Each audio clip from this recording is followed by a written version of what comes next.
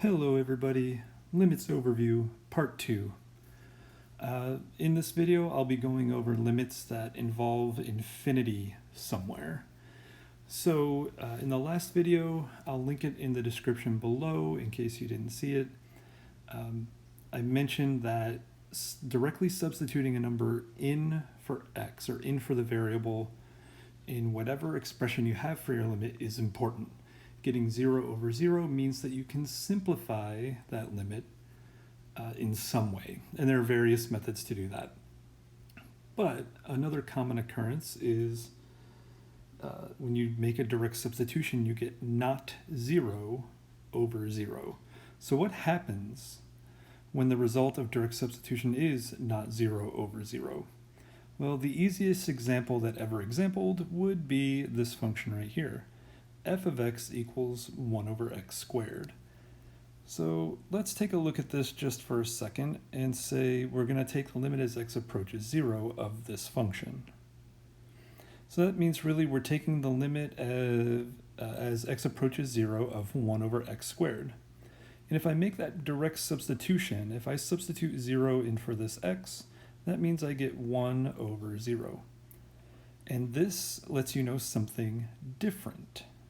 So this lets you know, when you get not 0 over 0, that the variable or the function is approaching a vertical asymptote. So here is the answer to the question. The expression approaches a vertical asymptote. And this is how I know. I make that direct substitution, I get something over 0, not 0 over 0. And okay, so I guess the best way to explain this is by graph. That's why I have this little graph over here. And essentially what this graph, what this function looks like is this right here. Let's get it drawn in, something like this.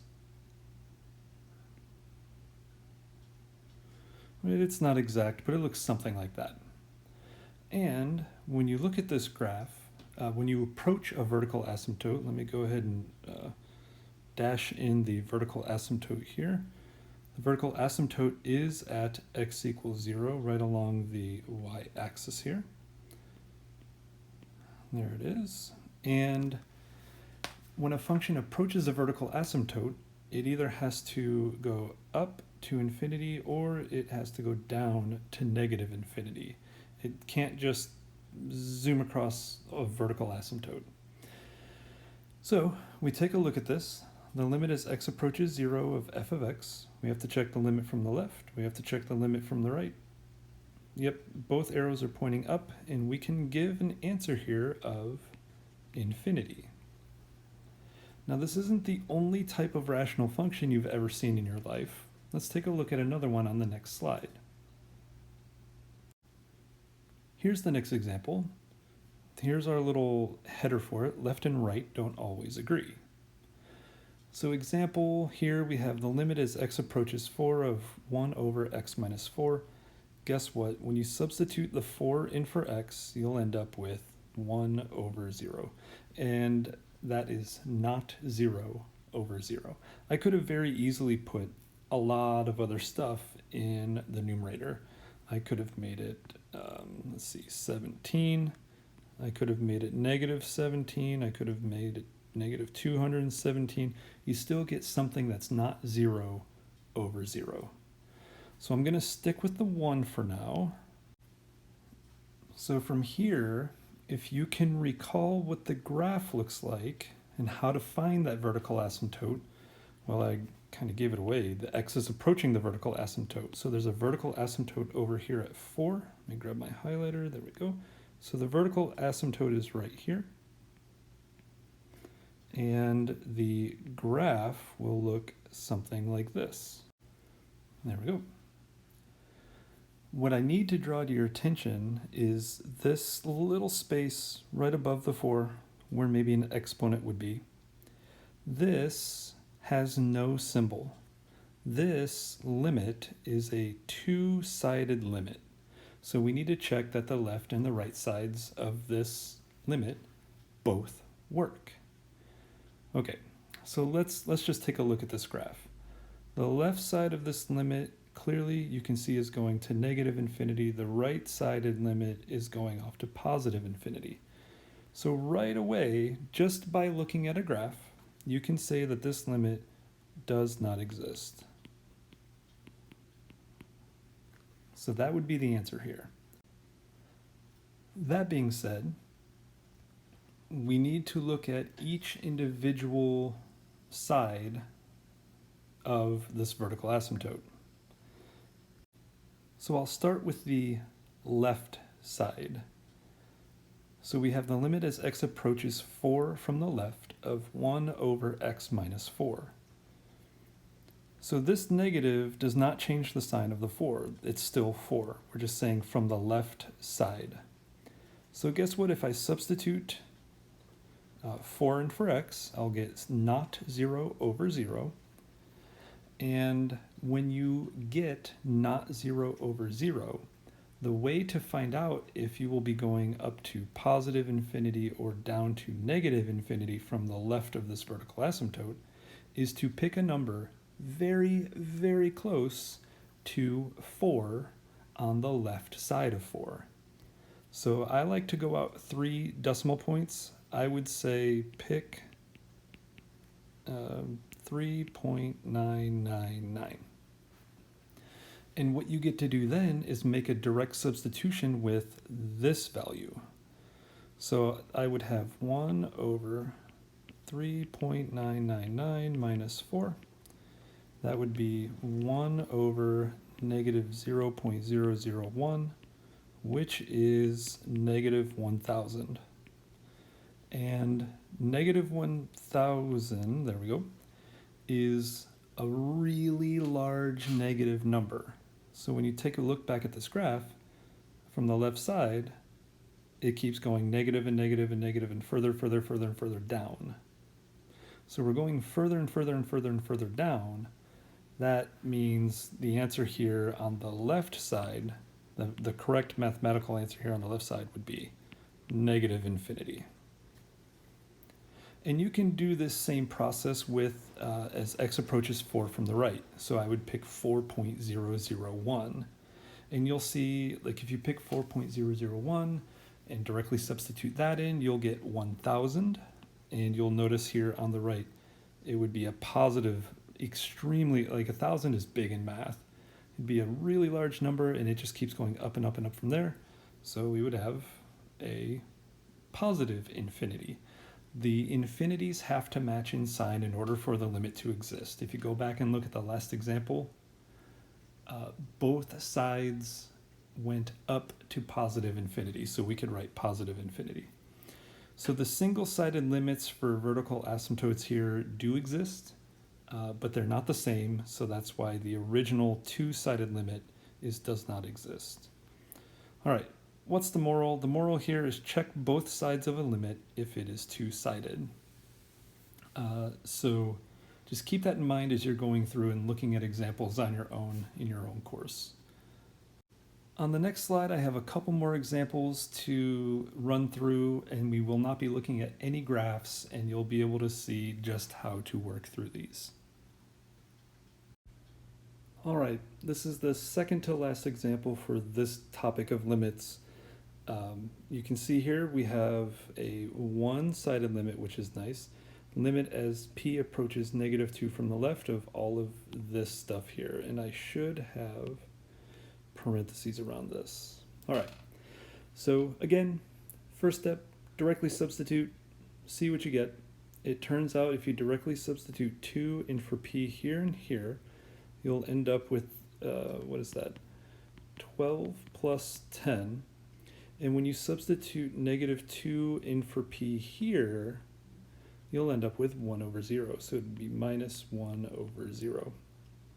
And that is your clue right here.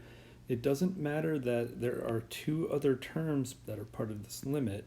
What matters is you have this term right here that gives you not 0 over 0. Guarantee you plink this function into a grapher and there will be a vertical asymptote at negative 2. All right, so what's going to happen next? You want to pick a number. You want to pick a number that's close to -2, but on the left side of -2. Go ahead, pause the video, find a number that's close to -2 on the left, and I'll be back in 5 seconds. All right, so hopefully you picked a value. Now I want to clear something up because I know some students out there are going to end up picking, you say, I'm going to pick -1.999. Hey, you said 3 decimal places. 3 decimal places sounds good to me. But that is on the right side of -2. What you want to pick is something on the left side of -2, -2.001. All right, so now that we have a value, I want to substitute that value only into the problem term, and you can see that problem term includes the negative. So what's going to happen here is you'll have to substitute in -2.001 like this, and then you'll just get to simplify that down and see what kind of number you get. I got -199.96, and this tells me that the answer here will be -infinity. All right, last example here. Let's do this. I am curious to know what you all think about this. Go ahead and pause the video, try this, and I'll slowly release some steps as time goes.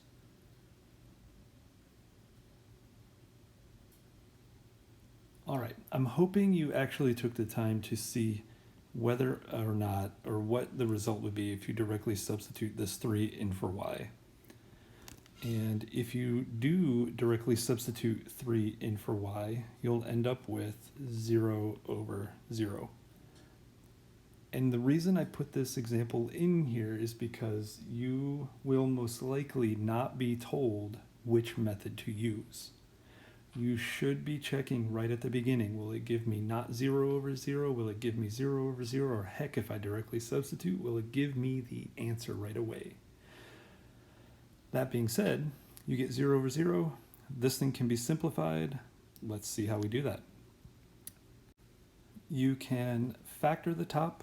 There's a common factor of 3y here. There is also a factoring of a trinomial, a quadratic trinomial after that will give you y minus 3, y plus 5. That should look more like a 5. There we go. You can reduce away the y minus 3's like this. You're left with 3y times y plus 5. So 3, after you substitute it in here, 3 times 3 is 9. 9 times 8 is 72. All right. On to the final topic in limits, at least algebraically. All right, last type of limit. We have a limit at infinity. And this is very, very easy to spot. It's when the variable approaches either infinity or -infinity. Remember horizontal asymptotes? That's basically what this is getting you to remember. So we have a limit here. The limit as x approaches infinity of 3x cubed plus 7x minus 1 all over 2x to the 4th plus 9. Now up until this point, you've been able to substitute the value that the variable is approaching into the variable here in the expression or in the function that you're looking at. That is not the case. We can't simply just substitute infinity into a variable. That cannot work. So instead, what we do is we set up a limit that looks like this. And you'll notice that the first term here is 3x cubed, 7x minus 1. And you can see that I've got little fractions here prepared for every single one. How do you figure out what the answer for this limit is? Well, you have to find the largest exponent on the variable in the denominator. So in this case, the 4th power. And we want to use x to the 4th power. And what we'll do then is we will divide every single term in the numerator and denominator by x to the fourth power. And you'll notice that there's a lot of reducing that can happen. Like x to the fourth over x to the fourth will reduce to 1.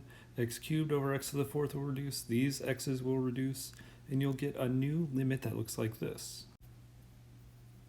All right. From here, any term that has a constant numerator and a variable denominator, like this term, this term, this term, this term, all will go to 0 as x approaches infinity. In fact, all of these terms would go to 0 if x were approaching negative infinity as well. So, how do you represent that? Well, I'm going to grab my red here, and we would say this is 0. This approaches 0. This approaches 0. This approaches 0. So our limit now is back to being something that is pretty understandable as 0, because over here 0 plus 0 minus 0 is 0, all over 2. And the limit of a constant is just that constant. All right, so I'm going to bring something else back to your mind here. Pre-calculus, college algebra, algebra 2, high school, more advanced high school math courses and college courses. Remember, you were just memorizing. You're just memorizing. What would the horizontal asymptote of this rational function be? Well, the degree in the numerator is less than the degree in the denominator, so the horizontal asymptote would be y equals 0. This is like the math to prove it. And I always think these limits at infinity are so cool because they get to prove to you, give a little more meaning to how and why horizontal asymptotes act the way they do. So you can probably jump right to an answer, but you'll have to know how to show the work to get over to that answer. 2 more slides left, y'all. On this slide, you can see the next example, and if you have not come across this before, this is the Greek letter alpha. So with this, I see alpha is approaching negative infinity, so again, I want to find the largest exponent of alpha I can in the denominator, and I will divide every term in the denominator and numerator by alpha to that power. So you'll go through and you'll write all your little divisions here, here, here, here, here. So I can do the denominator ones pretty easily just so you can see. But you'll divide all terms by alpha to the 3/2 power, and you'll end up with a simplified fraction that will look something like this. And just so that I'm 100% clear here, when you divide alpha to the 3/4 power by alpha to the 3/2 power, you'll end up with alpha to the 3/2 power in the denominator. 3/2 is larger than 3/4, so you'll have some alpha left over in the denominator. You just subtract 3/2 minus 3/4 to get 3/4. All right, that being said, you can see pretty easily here which terms will go to 0, as we say, go to 0. And that is any term with a constant in the numerator and a fraction in the denominator. So this will go to 0, this will go to 0, this will go to 0, and that just leaves us with numbers only. 6 over -7, aka -6/7. And again, if you go back and think about previous math courses in horizontal asymptotes, if the degree of the numerator matches the degree of the denominator, you just take the ratio of the leading coefficients. -7 in the bottom, 6 in the top, bam, you got it. All right, last example for this slide. Here you go. Starting to get a little more difficult here. I have x approaching infinity of this fraction. And you might remember from last video, hey, if you see a square root, you should multiply by the conjugate. But again, that's only if you can make a direct substitution of the value x, or whatever the variable is approaching. And we cannot directly substitute infinity here and here. So what ends up happening here is we have to follow the same process. So I'll have to find the largest value of the exponent of the variable in the denominator, and that's here, it's x to the first power. And we have to divide all terms by x to the first power. Let me show you what that looks like. So in the setup here, the denominator is pretty easy. So we have x and x. But in the numerator, or more generally, where the square root is, we're not dividing by x, we are dividing by the exponent that is twice as big, in this case x squared. And that's because if you look in isolation, just look at this x squared here. If you took the square root of an x squared, you'll get x. So we have to double the exponent of what you're dividing by in the square root. That being said, you can see some cancellations happening here, like the x squared in the top and the x's in the bottom here. And what ends up being really, really nice about this is that we know this will go to 0. And even though this term is in the square root, it will also go to 0. So you're just left with this. You've got a square root of 8. That's the only thing left up here. Well, I guess 8 minus 0, which is 8. And in the denominator, you have 3 plus 0, which is 3. So our answer is square root of 8 over 3. But just as a reminder, square roots can sometimes simplify. If you can, make sure you do simplify it. Square root of 8 turns into 2 square root of 2. Now, before I move on to the last slide, I need to make sure you understand something here. Since the variable outside of the square root, in this case, so I'm not worried about anything in the top, I'm worried only about the bottom. Since the largest exponent that was not in the square root is odd, this is x to the first power, we will divide by the same sign as the infinity x is approaching. So you'll notice that this is a positive infinity. I divided by a positive x. That means if there's a limit like this that was given, notice this is almost the same, exactly the same setup, except the infinity was changed to a negative infinity.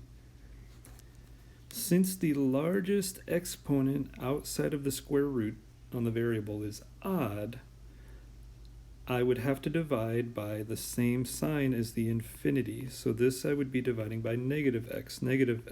And inside the square root, it's always just going to be positive. Positive x squared, positive x squared. And that has something to do with some absolute value lesson that I'm not going to go into here.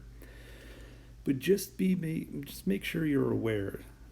If the largest exponent that is not in the square root is odd, right? We started with an x to the first power over here.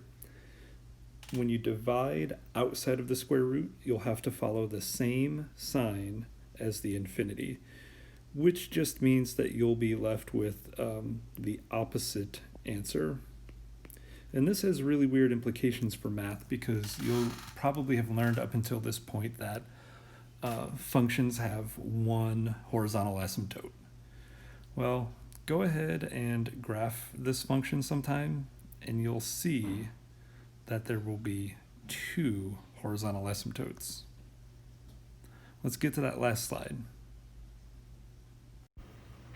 Here on the last slide, another example with a square root, because I wanted to show you an example of a square root in the denominator.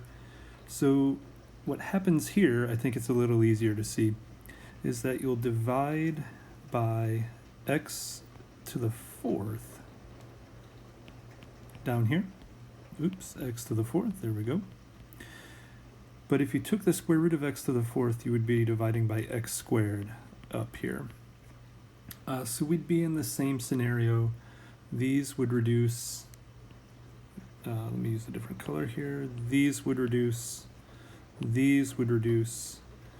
and this would go to 0, and this one would go to 0.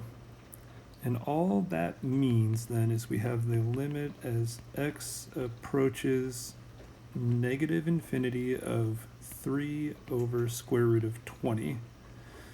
And when you simplify that, you get 3 over 2 square root of 5. So again, with the square roots, make sure you're simplifying them. The only other reason I wanted to do this example was to show you how an example worked with a square root in the denominator, and if the variable with the highest exponent outside of the square root happens to be even, then you don't have to worry about the sign here in front. All right, last example I promised for the entire video is this one here. And we've seen a couple examples where it's just polynomials in the numerator and denominator.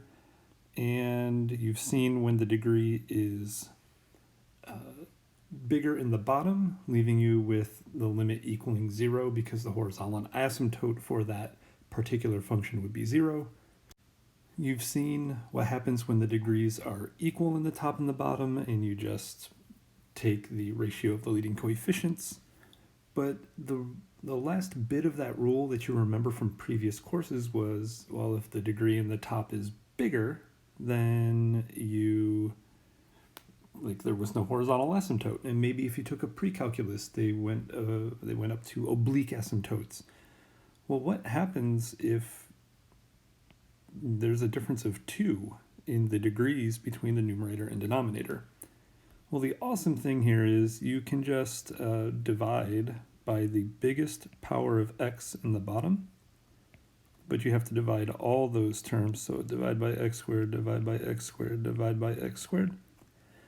And what's nice about this is that this will go to 0, this will go to 0, this will go to 0, this will equal 1, and this one will equal x squared.